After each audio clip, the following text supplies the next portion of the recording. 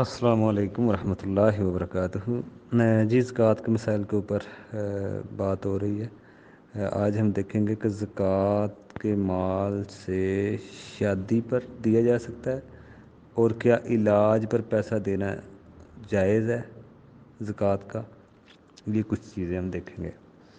دیکھیں، اگر آپ فتویٰ لینا چاہیں نا تو آپ کو مل جائے گا شادی کے مسئلے میں۔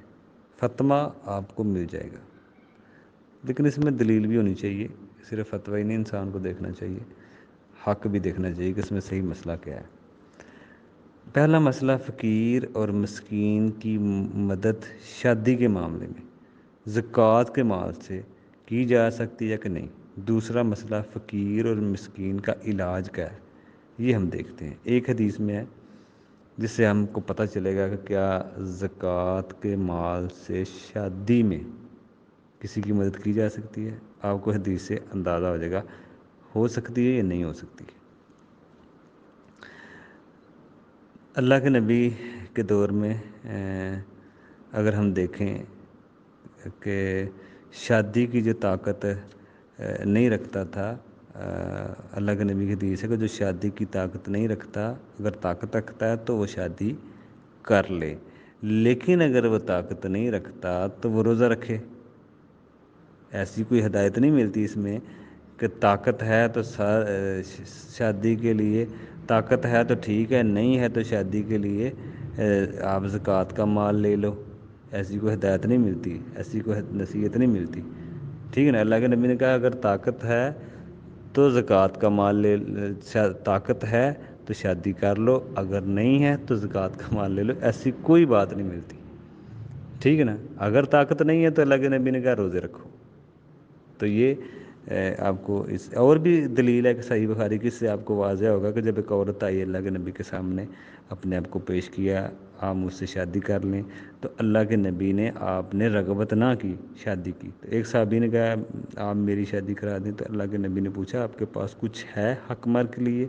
اس نے کہا کچھ بھی نہیں ہے میرے، صرف ایک اوزار ہے، لنگی ہے معمولی سی، اس کے سوا کچھ نہیں ہے۔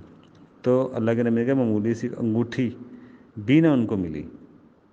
تو اللہ کے نبی نے کہا تمہیں کچھ قرآن یاد ہے؟ تمہیں کچھ قرآن یاد ہے؟ تو حق مہر کے لیے تو وہی حق مہر اللہ کے نبی نے مقرر کیا، ٹھیک ہے نا۔ اللہ کے نبی نے حق مہر کے علاوہ شادی کا خرچہ کا کوئی ذکر نہیں کیا۔ حق مہر کے لیے ضروری حق مہر، بڑا حق مہر معمولی حق بھی ہو سکتا ہے، ضروری نہیں ہے کہ حق مہر کے لیے کچھ بڑا ہی ہو، بڑی چیز ہی ہو۔ حق مہر کے لیے معمولی بھی چیز بھی ہوتی ہے۔ اللہ کے نبی نے ادھر جو قرآن یاد تھا وہی رکھ دیا۔ اگر مین خرچہ کوئی شادی کا ہے تو وہ حق مہر ہے۔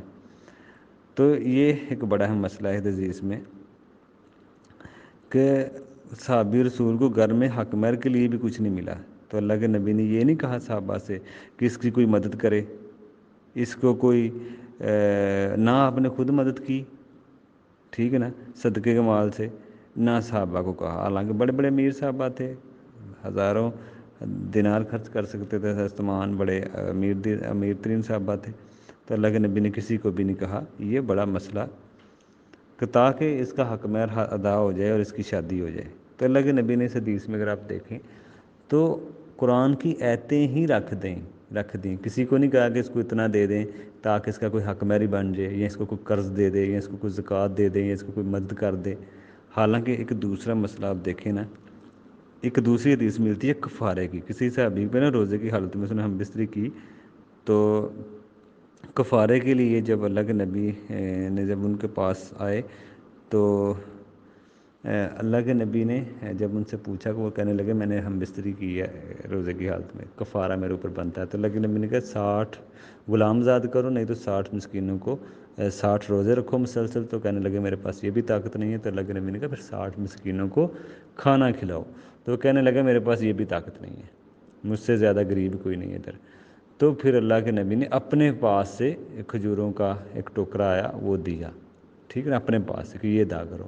اس مسئلے میں اللہ کے نبی نے مدد کی، لیکن شادی میں نہیں، شادی کے مسئلے میں نہیں کی، کیونکہ جس چیز کی جتنی اہم بنیادی ضرورت، جتنی اہم ضرورت ہو نا جس مسئلے میں، جس کام کی، اس کو اتنا ہی شریعت نے آسان رکھا ہے۔ شادی ایک اہم ضرورت ہے، بنیادی ضرورت ہے، آدھا دین کہا گیا ہے اس کو، ٹھیک ہے نا، آدھا دین کہا ہے، اس سے بہت سارے انسان گناہوں سے بچتا ہے، آدھا دین بندے کا مکمل ہوتا ہے، تو اس کو اسلام نے اتنا ہی آسان رکھا ہے۔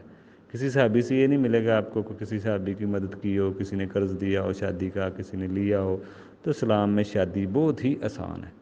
تو اس لیے شادیوں پہ اس طرح کا مال بالکل نہیں دیا جا سکتا، نہ اللہ کے نبی سے یہ ثابت ہے، نہ صحابہ سے ثابت ہے۔ یہ ایک حدیث میں بھی آپ کو واضح ہو گیا کہ اس میں اللہ کے نبی نے کسی سے کوئی مدد کی اپیل نہیں کی، نہ خود کی، نہ صحابہ سے کہا، وہ اس کو جو یاد تھا وہی حق مہر میں مقرر کر دیا، ٹھیک ہے نا۔ تو اس لیے یہ جو مین خرچہ ہے شادی کا وہ سب میں حق مہر ہی ہے۔ آگے ولیمہ ہوتا ہے وہ بندہ اپنے استطاعت کے مطابق کر سکتا ہے، 2 بندوں کو کر لے، 4 بندوں کو کر لے۔ اللہ کے نبی نے 1 مٹھ گیہوں جوں کا بھی ولیمہ کیا، ٹھیک ہے نا، بڑا ولیمہ ایک بکری کا بھی کیا، تو وہ طاقت کے حساب سے آج بھی ہو سکتا ہے انسانوں کا، یہ نہیں ہے کہ 200 کا بندے کی کرے۔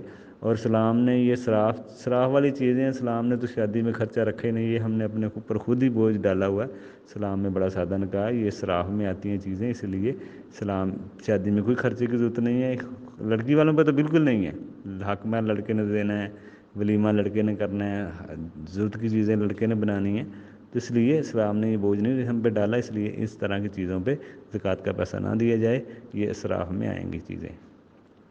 آگے ہم انشاءاللہ مزید دیکھیں گے کہ علاج پہ کچھ ہو سکتا ہے خرچ وغیرہ۔ السلام علیکم ورحمۃ اللہ۔